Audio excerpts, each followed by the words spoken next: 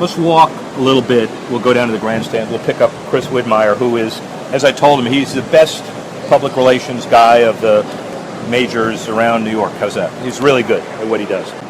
What's your perspective? Then we'll do other stuff. What's your perspective of the roof, given your role? Well, I've got to tell you, Rick, being here for 14 years, I started on Kids Day in 2003, and just seeing the amount of energy that we put into these roof protocol studies and roof possibilities, I never thought it would happen. That is really my bottom line on this. I thought I would never see this. And to see it open last night during Phil Collins' performance, and the whole crowd just lighting up and going, whoa, it was shocking to me. It was fantastic. So as it relates to our world, it provides the consistency that you're looking for. And that was the real reason we did it. And so I'm not saying anything, crazy here, but the consistency in the scheduling, the consistency for the fans, consistency for the players, and of course for our television, and that's the biggest thing.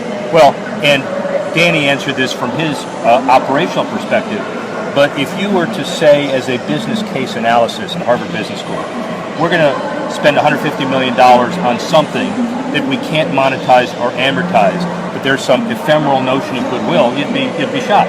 Yeah, it would be, especially since if it was a Harvard Business School. I only went to Duke, so I understand the difference. I'm not sure. All right, we'll go slower.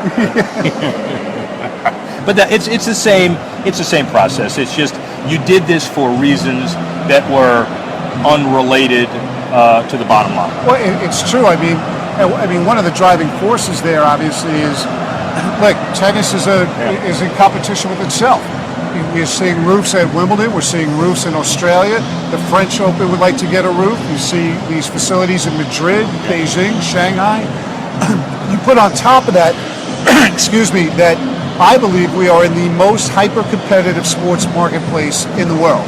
It might be London, but I don't think so. It is New York City. With the amount of professional sports franchises, the amount of options people have, and the fact that we have 2 weeks to get done what we need to get done, we need that consistency.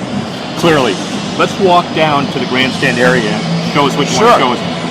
Take an aerial view here, and we'll get this done. So this was part of so it's a $500 million renovation, 150 of the roof. 350 is not done yet, but that's the total number. Well, no, more than 350 is done because of the amount of work that we've done.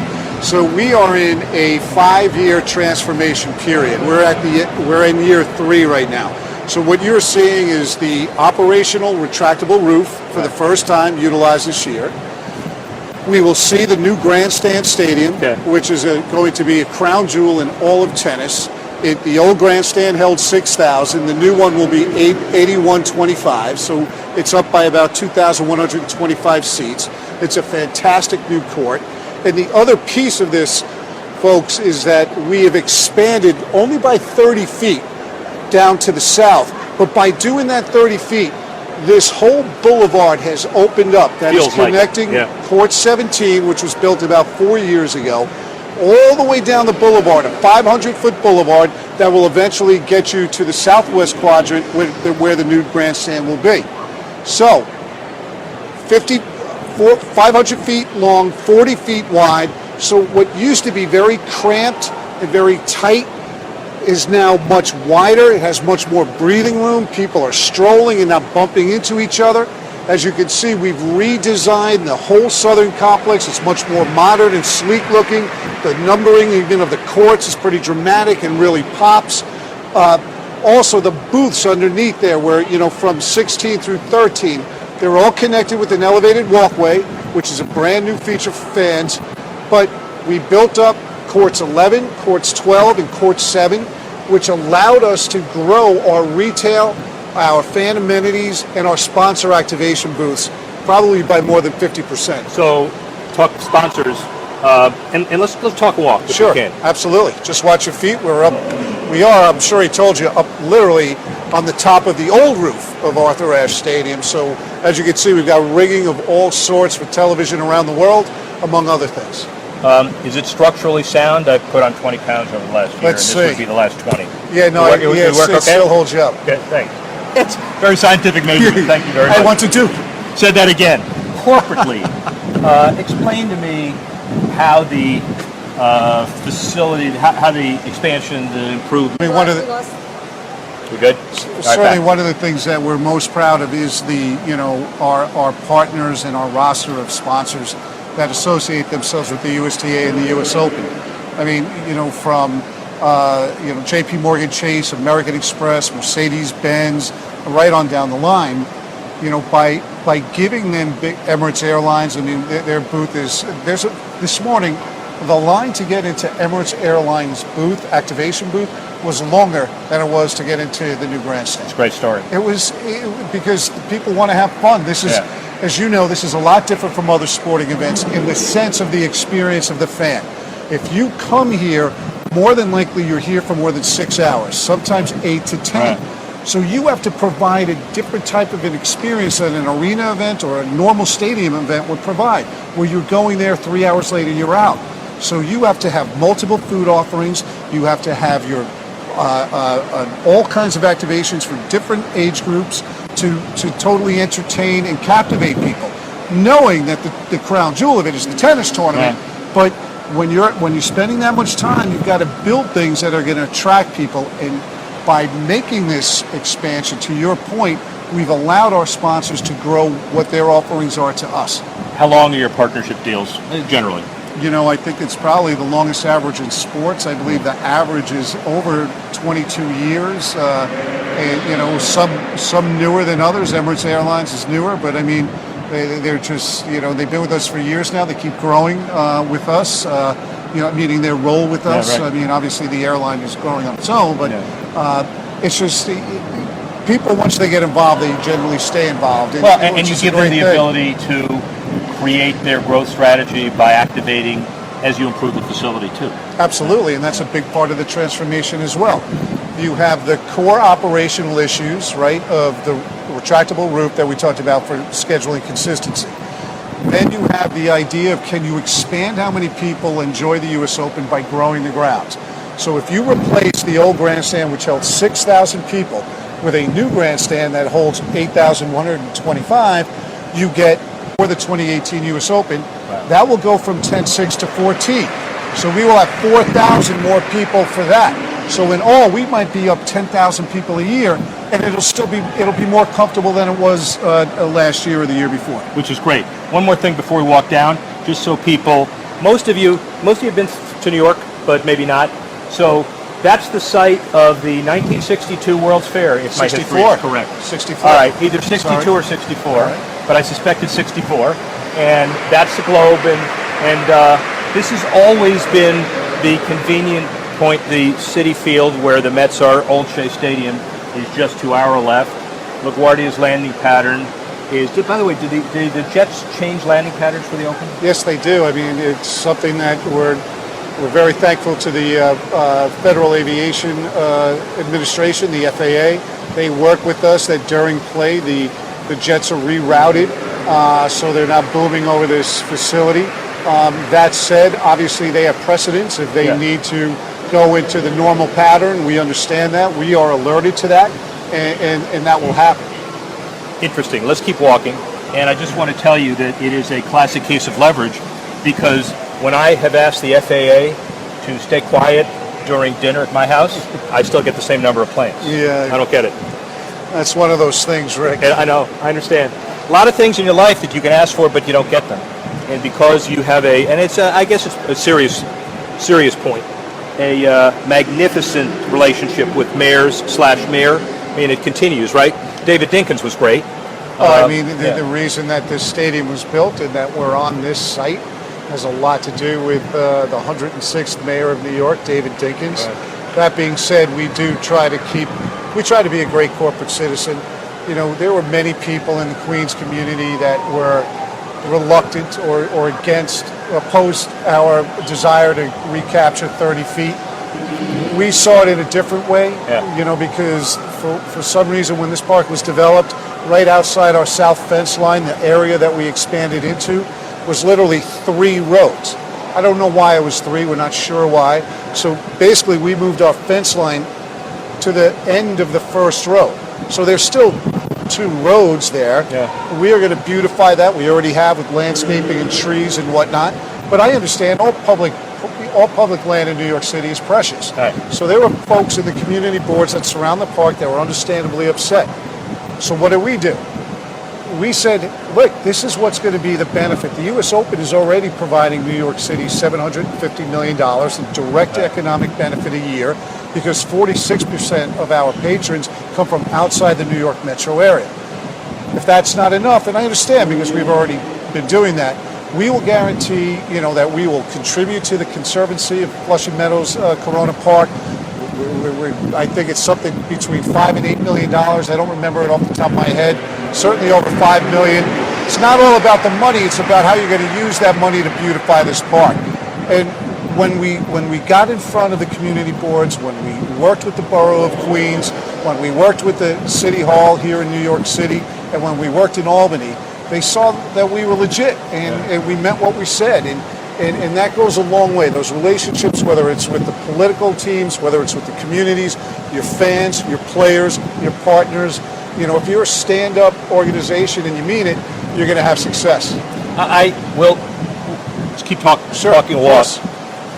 Love to get your view on the ground as we do this. The $750 million, we shouldn't really stop at that. We should emphasize it a little more as well. So your number of attendees in a 2-week period, generally? Approximately 700,000. And these are people whose demographics are pretty good because they've come in and they've traveled. Pretty good, to put it mildly. Yes. So they're going to be spending a lot of money. Generally. Do we have a per cap on how much every person spends, or are you at liberty? Well, I don't remember what the per cap is here. So, I mean, basically what you're saying is you got 46% of the people are coming in, right? And of those 46, about 15 to 20%, depending on the year, are international guests. So, that's hotels, that's other cultural events, that's cabs, that's restaurants. Yeah, right. When they come on site here, it all depends. Look, U.S. Open, let's face it, we used to be the most expensive sporting event for concessions and merchandise. At least that was our reputation. I don't know if we've held the line because we have, or everybody else is raising their prices. But right now at the U.S. Open, you can get a bottle of water, a hot dog, a hamburger, or a beer for the same as you can at Citi Field, Yankee Stadium, the Garden, etc. That being said, if you like caviar on your deviled eggs, you can get it here. It's going to cost more than $5. Well, but the lobster rolls here are the best in any tennis center I've been in, and probably best at any seafood restaurant. Well, maybe not in Maine, but no, not in Maine. Definitely not. We'll take it though. We'll take it. All right, so we'll go downstairs. Yeah, so we're going to have to go through this door. We're going to have to be kind of careful, and we do have to get into an elevator. I think we'll be all right. Okay. By the way, just advance notice because we have some more coming up on Facebook Live. If we're in an elevator and it doesn't work, we're going to be back with you right after this commercial message for Chris Widmaier and Associates. So what we're doing in stadium where we have all television broadcasters from around the world, we actually just passed the Chase review booths. And in the first year, it's electronic line calling. Most people would call it instant replay. I don't know why we had to complicate it and call it. Or Hawkeye. As long as we're getting an elevator. What's that? What is that behind it? That is the video, one of the 4 video boards in the stadium. Okay. So we're in an elevator, and if it fails, we apologize. When we took the stadium tour in Minnesota, it didn't fail. When we took the stadium tour in Oracle Arena, didn't fail. So far, we're okay. Wow.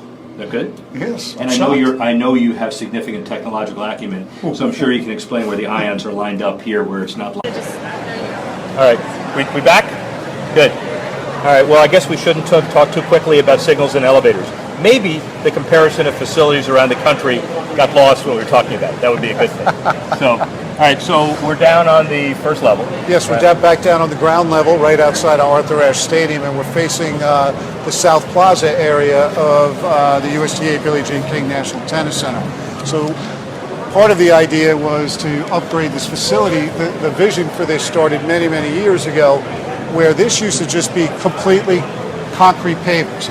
So about 10 years ago, Rick, we put in these fountains. All of a sudden, you took a dead zone and created a fan favorite.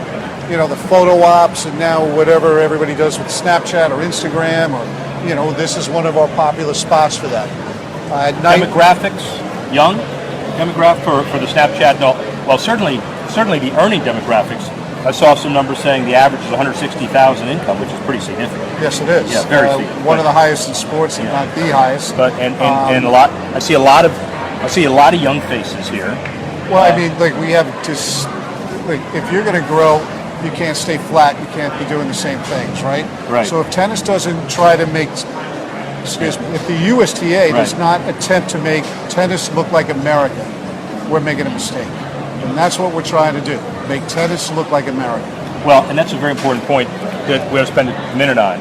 By the way, you should run for office, because it's a pretty good comment. But more important than that is that we have a whole bunch of Americans who will make a decision as to whether they want to go into tennis or any other sport. And part of the experience when you see kids here loving this, good for the game, good for sports, good for tennis. And, it's, again, we have a unique sport in the sense that, similar to the way economically and roof-wise we have to compete against the global sport in tennis. If you look at athlete choices around the world, some of the best athletes in respective countries are attracted to tennis or football, soccer, because there aren't as many professional options. In the United States of America, between the NFL, Major League Baseball, the NBA, NHL, MLS, and countless others, we need to be relevant to them. We need to prove that the toughest tennis in the world is right here. Right. And if you're a true athlete, look what you can do. And in fact, I would contend that technology will be our friend there, as you see more and more wearable devices where people, whether it's a Fitbit or whatnot, we're now moving to that era of embedding it in your clothes. You can see exactly how much exertion you do in playing tennis, how hard the sport actually is, what it really takes of you, and it's going to be a tremendous advantage. And, look, it's obvious, I'm going to say the obvious right here, but technology is for young people, right? If you look at what American Express is doing over in the fan experience, they've literally created a virtual reality experience for the first time in the Amex U.S. Open American Express fan experience, where you will get the sensation of leaving the locker room, going down the player tunnel, and going out onto Arthur Ashe Court Stadium. You'll see Pete Sampras, you'll see Monica Seles, depending on which locker room you're in. It is unbelievable. Yeah. So these are ways that you can engage younger fans, get them in, and show them how big this sport is. All of the checklist items for new $1 billion, $2 billion stadiums, Minnesota opening, the one in Dallas, the ones that are being built in Europe, you're exceeding those, its best practices, and you're building on it, even though effectively you're doing this for 2 weeks a year. That's one of the challenges, right? You have an entity, whether it's an NFL franchise or a Major League Baseball franchise, you pick it. Their season is going to be 82 home games or 10 home games if you include the preseason or whatever it is. We have a 2-week economic model. So as a not-for-profit organization, that's main mission is to get people into the sport, you have to make decisions. Is $150 million for a facility at the U.S. Open the right way to spend your money, or should you take that $150 million and buy a tennis racket for everybody? I know that's a little outlandish, but you know what I'm saying. So you have to kind of do this balance. That being said, you can call the U.S. Open tennis's biggest bake sale. We need to stay relevant. We need to stay competitive, and therefore you must reinvest in the infrastructure and make it relevant, edgy, bold, and innovative. That's 1-800-USTA. So, but in that context, and we'll keep walking. We're going to go this way, Rick, and down this ramp and head in that direction. Okay. Did I walk too quickly? If I walk too quickly and I get held by the neck, I get strangled. So I think there's probably an advantage too. We okay? You want to cut in and we'll go this way? Good. Well done. Very nimble. Thank you. So I'm sure Danny spoke to you about the entire roof structure, and what we're going to do now is pass one of these 8 pillars that branch off quickly. Good. But this is literally the base of the superstructure that's holding up this retractable roof. As Danny, I'm sure, explained to you, but it's worth repeating. This retractable roof is a separate structure. It does not actually even touch the building. As we Wi-Fi is great. So that is not connected. Let's see if we get that shot. That is, there are 8 of these? Yes, that's surround. And as you see, and I almost broke my wrist trying to pound on it while we lost the signal. But there are 8 of those, and as you see, they don't touch the existing building, which is an incredible development. You must have really loved the off season here, which is 50 weeks a year, when you saw people building it. Yeah, I mean, it was such an aggressive build schedule, Rick. So it was somewhat nail biting. But the workers were tremendous. All the trades, all the Hunt Construction, which also built Citi Field. Right. I mean, they're the best in the business. Carla, if you, there you go. we're going to be heading towards your right, Carla. Heading this way. And if you're going to walk backwards, you got to walk backwards the correct way. How's that? So it was so. I don't know. It was great. It was great. We saw the progress. You could see it on a weekly basis. You knew it was going to happen eventually, and now here we are, year 3 of 5. And what's happened to this site?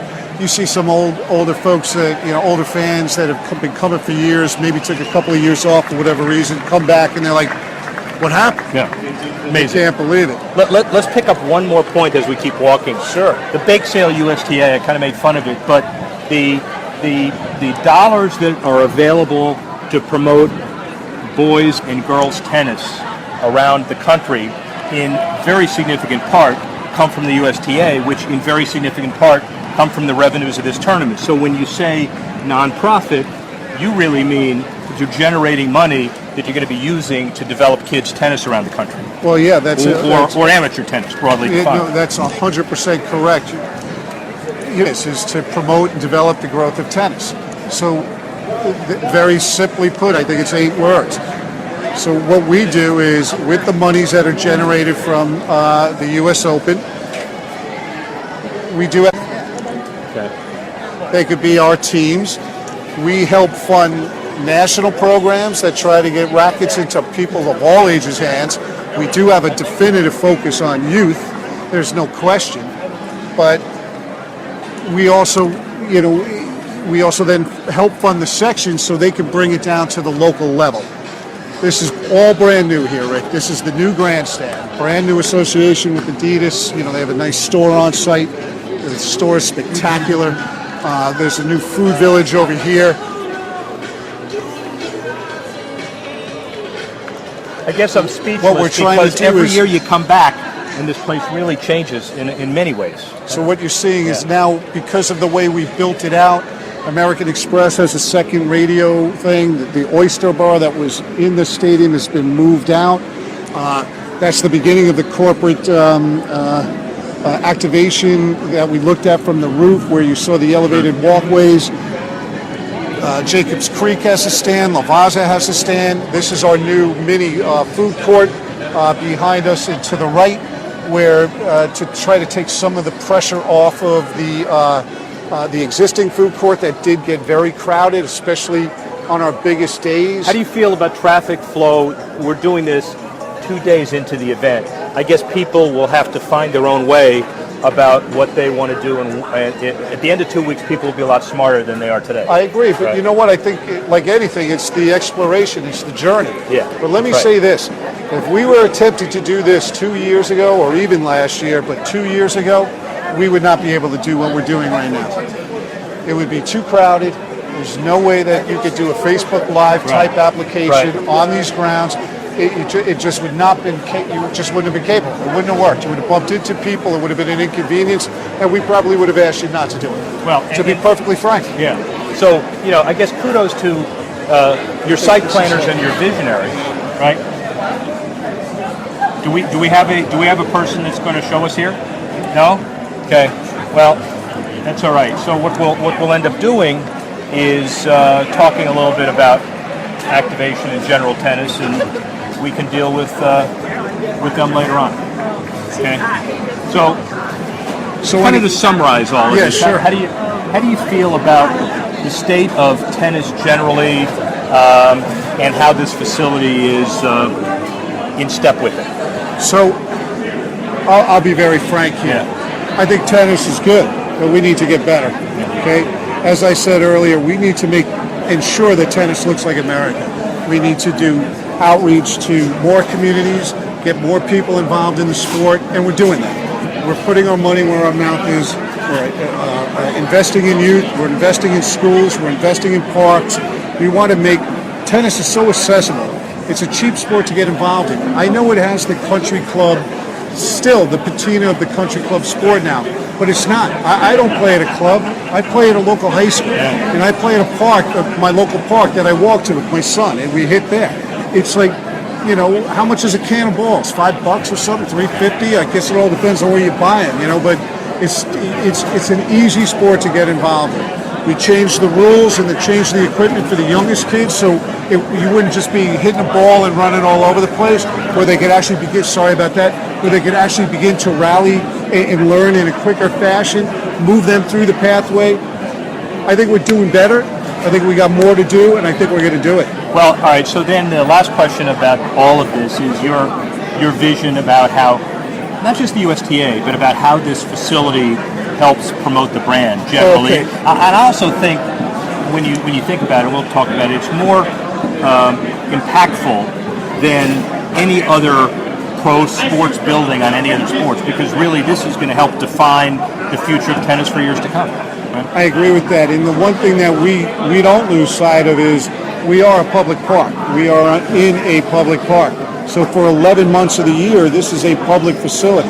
So what the lion's share of people don't see, because you're watching it around the world, you're viewing it, either live streaming it, you know, through your device, or you're watching on ESPN. What you don't see is when the U.S. Open isn't here. So really, the answer to your question isn't so much about how beautiful this looks now, but how are you utilizing this facility when all the eyeballs are gone? Well, what are you doing? You're building up programs. You're inviting colleges to play here. You're inviting high schools to play here. You're getting more and more people from New York and the surrounding region to play on these courts, the same courts that the pros play on. So tennis has work to do and has a way to go. But the one thing that I am sure of after I talk to you every time is the tennis USTA communications, the business of tennis is in good hands. Chris Widmaier, thank you very much. Thank you very much, Rick. I really appreciate seeing you again. that. Thank you.